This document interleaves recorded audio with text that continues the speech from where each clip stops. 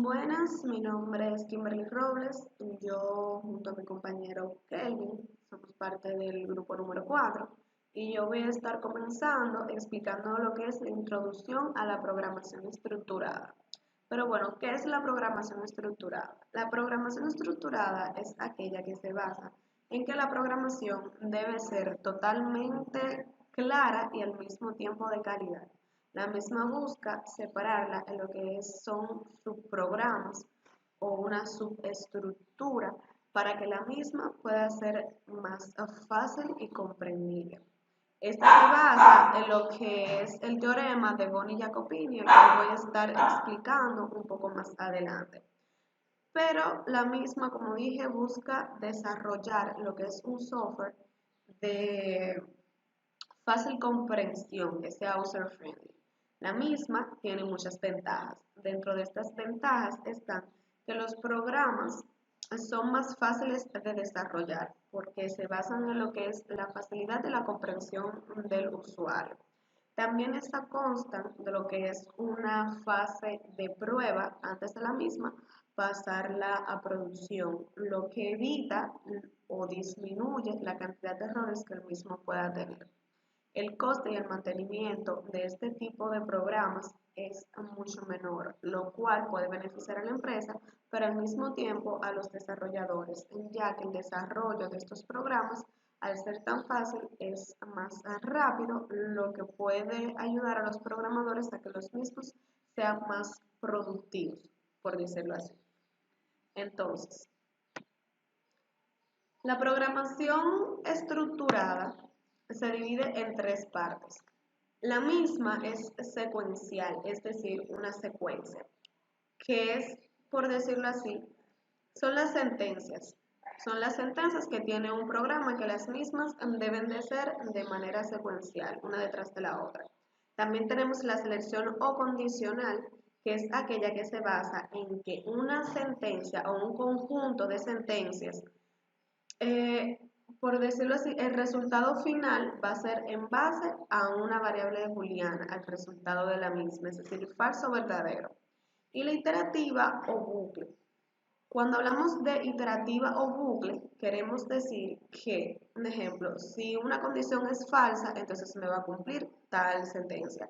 Si es verdadera, entonces otra sentencia se me va a cumplir. Y así va a seguir en un bucle hasta llegar al objetivo. Ya todo esto va a depender de la función que esto quiera cumplir y del tipo de programa o de ventana, módulo en el cual se aplicó.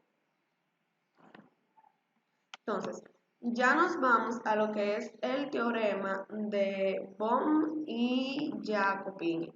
Bueno, este es un teorema que establece que un programa va a ser establecido o será establecido únicamente bajo tres estructuras de control, las cuales son si tiene un solo punto de entrada y un punto de salida, si todas las sentencias de un algoritmo son alcanzables y si no posee bucles infinitos. Estas son las tres reglas de control de este teorema, aparte de que esta se basa en lo que es la programación estructurada como anteriormente expliqué. Entonces, estructuras de control. Como ya hablamos de lo que son las estructuras de control en el teorema de Boni-Jacopini, entonces vamos a ver cuáles son las estructuras de control que actualmente tenemos, que son las estructuras secuenciales. Una estructura secuencial es aquella acción o instrucción que sigue una secuencia. Es decir, esta tiene una secuencia, tiene un conjunto de sentencias, las cuales se deben de cumplir una detrás de la otra. Entonces, esta secuencia por decirlo así, se maneja en lo que es la base de entrada y la base de salida. Cuando la base de entrada se cumple, al final debe de realizar una salida. Por eso se dice que es una secuencia, la cual no se puede volar. También tenemos lo que son las estructuras de control selectivas, que permite la selección entre dos grupos de acciones, dependiendo qué es lo que determina la condición, es decir, y si se cumple o no. Esto, para ponerlo más fácil, en un algoritmo, yo tengo un símbolo de decisión, entonces, depende de lo que entre, entonces yo voy a tener un resultado ya sea falso y si es verdadero. Si es verdadero, entonces yo voy a tener un resultado y si es falso, tengo otro. Entonces a esto es que se refiere a selectiva. Es decir, yo voy a seleccionar qué tipo de estructura es que voy a elegir. También tengo lo que son las repetitivas. En las repetitivas es donde podemos ver lo de la iteración, lo de los bucles. Tenemos un sinfín de bucles. Tenemos while, tenemos for. Todas aquellas tienen significados diferentes, pero tienen el mismo objetivo y es de crear un bucle. Sí. Un ejemplo. Si tal condición es falsa, entonces tú me vas a volver a pedir un número. Para ponerlo fácil, yo creo un programa y tengo que ingresar el número correcto. Si yo no ingreso un número correcto, entonces me lo va a volver a pedir hasta que yo ingrese el número correcto. Entonces ese es el tipo de bucle al cual nos estamos refiriendo, hasta que el usuario no ingresa el resultado que el programador en el programa, valga la redundancia, programó para que reluciera. Entonces va a seguir en un bucle constante hasta que el mismo llegue al resultado esperado. Y por último tenemos lo que son las estructuras de control anidadas, que decimos que es una estructura condicional dada por una rama del verdadero o falso de una estructura extracondicional. Entonces, esta está compuesta está compuesta por una estructura simple y una estructura compuesta, por decirlo así. En esta tenemos varias, en un algoritmo, por decirlo así, tenemos varios símbolos de decisión y los mismos se entrelazan entre sí, por decirlo así. Entonces, esa es una definición de lo que son las 4 estructuras de control más conocidas.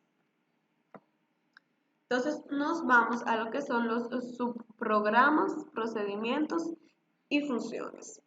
Entonces, los subprogramas, procedimientos y funciones lo podemos ver más fácil acá. Entonces, lo primero es, ¿qué es una función? Bueno, es fácil. Podemos decir que una función es un grupo de sentencias, por decirlo así. Es un conjunto de iteraciones las cuales se le asigna un valor con el fin de que éstas cumplan un objetivo dentro del programa a la hora de invocar su nombre. Pero entonces tenemos lo que es la declaración de funciones. La declaración de funciones, primero debemos de conocer lo que son las declaraciones pues, de variables. Entonces, para declarar una función debemos de realizar lo que es la declaración de una variable. Tenemos el tipo de la variable, en este caso es un double. Tenemos también el nombre de la variable y en este caso se le pasaron los parámetros directamente. Vemos cómo entonces se le hace llamada a esa variable que se acabó de declarar en la parte de arriba. Entonces, retomamos. Como bien dijimos, las funciones son un bloque de código que realiza alguna operación. Una función puede definir opcionalmente distintos parámetros. Entonces, vemos como acá, entonces, luego de la declaración de la variable, se hizo lo que fue la declaración de la función, que en este caso me va a retornar un número. Las funciones siempre van a tener un objetivo, ya sea, las funciones siempre van a tener el objetivo de cumplir una sentencia, de que las mismas se cumplan. Y en ese caso me retorna lo que fue un valor. Entonces, por último, tenemos lo que son los procedimientos.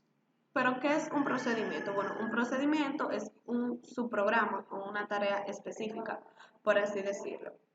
Se dice que la programación procedimental que es aquella que se basa justamente en procesos, es un paradigma de la programación y que muchas veces es aplicable tanto en lenguajes de bajo nivel como de alto nivel. Entonces, a la hora de realizar procedimientos, como los mismos son tan estructurados, debemos de tener en cuenta que debemos de tener en cuenta la estructura de un algoritmo. En este caso tenemos distintos símbolos para poder crear lo que es un algoritmo. Aquí están en un cuadro, yo coloqué dentro de los que son los más conocidos. Tenemos el de entrada y de salida, tenemos el de inicio y fin, el de salida impresora, el de salida a pantalla, las flechas de flujo. Tenemos muchos indicadores de procedimientos y de estructura de un algoritmo. Hasta aquí mi parte, mi compañero Kelvin va a continuar. Muy buenas, mi nombre es Kelvin Félix y voy a continuar con el apartado de estructura de datos y array. Bien, entonces, ¿qué tenemos? Los datos estructurados. Los datos estructurados, cuando hablamos de estos, nos referimos a la información que se suele encontrar en la mayoría de las bases de datos. Son archivos de tipo texto que se suelen mostrar en filas y en columnas con títulos. Son datos que pueden ser ordenados y procesados fácilmente por todas las herramientas de minería de datos. Podemos ver a la derecha una imagen de cómo se vería, bueno, una simbología de cómo se vería una data sin estructurar y luego una data estructurada.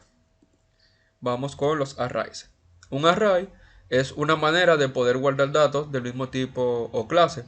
Dentro de estos tipos clases tenemos lo que vienen siendo los enteros, los de caracteres, los booleanos, decimal, entre otros. Entonces es posible al acceso a cada elemento de un array a través de un número entero que se denomina el índice, que pueden existir dos o más índices según la dimensionalidad de este. Entonces, dentro de las dimensionalidades tenemos dos, que son los arrays unidimensionales y los bidimensionales. Dentro del unidimensional, como pueden ver en la parte baja de la derecha, un array unidimensional, que también puede ser llamado vector, es aquel en el cual se puede acceder a cualquier elemento solamente con un índice. Mientras que el bidimensional se necesitan dos índices para localizar cualquier elemento. Entonces, los recogidos de elementos del array. Se puede acceder a los elementos de un vector para introducir datos, es decir, para escribir, o bien para visualizar su contenido, que viene siendo leer. A la operación de efectuar una acción general sobre todos los elementos de un vector se le denomina recorrido de los vectores. Estas operaciones se realizan utilizando estructuras repetitivas, cuya variable de control se utilizan como pequeños subíndices del vector. Entonces aquí tenemos lo que son los archivos ficheros o archivos secuenciales. Dentro de esto tenemos lo que es la jerarquización. La jerarquización es una norma que define los directorios principales y sus contenidos en el sistema operativo GNU Linux y otros sistemas de la familia Linux, perdón, de la familia Unix. En Unix y sistemas similares como el BSD, GNU Linux, todos los archivos y directorios aparecen bajo el directorio raíz, que viene siendo un slash, aun cuando se encuentran en distintos dispositivos físicos. Entonces, dentro de la clasificación de esto tenemos lo que son el slash bin, slash boot, slash dev, slash home, el root. En el caso del boot, aquí podemos encontrar los archivos necesarios para el arranque del sistema. En el dev aparecen los identificadores del dispositivo, tanto de almacenamiento de entrada como de salida. Tenemos, por ejemplo, también el slash sbin, que ahí podemos hallar los archivos ejecutables correspondientes a las utilidades necesarias para arrancar el sistema. También tenemos, aunque no está ahí, tenemos el USR, mejor dicho, que contiene toda una jerarquía propiamente dicha dentro de sí y mayormente consiste en otros archivos de comando en modo de solo lectura, claro, accesibles por todo el usuario del sistema. Tenemos las organizaciones secuenciales. Una organización secuencial es la forma más simple de almacenar y recuperar los registros de un archivo. Entonces, un archivo que se encuentra dentro de la organización secuencial es un texto sencillo o texto sin formato, también llamado texto llano o texto simple. Es un archivo informático que contiene únicamente texto formado solo por caracteres que son legibles por humanos. careciendo de cualquier tipo de formato tipográfico. Entonces, vamos con el apartado de archivos directos. ¿Qué es un archivo directo? Un archivo directo o archivo relativo consiste en una colección de registros de longitud fija almacenados uno al lado del otro en un dispositivo de almacenamiento de acceso directo. Tenemos dentro de eso lo que son las organizaciones directas. Dentro de esta está la función de conversión de clave. Los algoritmos dentro de la función de conversión de clave transformarán las claves en direcciones relativas. Suponiendo que existen n posiciones disponibles para el archivo, los algoritmos de conversión de clave producirán una dirección relativa en el rango 1 a n por cada valor de la clave. También tenemos lo que son los mantenimientos de archivo directo. Es el proceso que permite agregar, modificar o eliminar campos del archivo. Existen dos tipos de mantenimiento, que son la reorganización, donde está lo de cambiar la organización de una organización a otra, y la reestructuración, que son los cambios con los tipos o los tamaños del campo. Tenemos las organizaciones secuencial indexada. En este tipo de organización de archivos se dispone de una tabla en que aparecen ordenados secuencialmente los números de la clave del archivo y asociados a cada uno de ellos de la dirección del registro correspondiente. Por ejemplo, a la derecha tenemos un pequeño ejemplo de cómo están los registros ordenados de forma lógica, más no físicamente. Y eso sería todo de mi parte. Muchas gracias por haber prestado atención.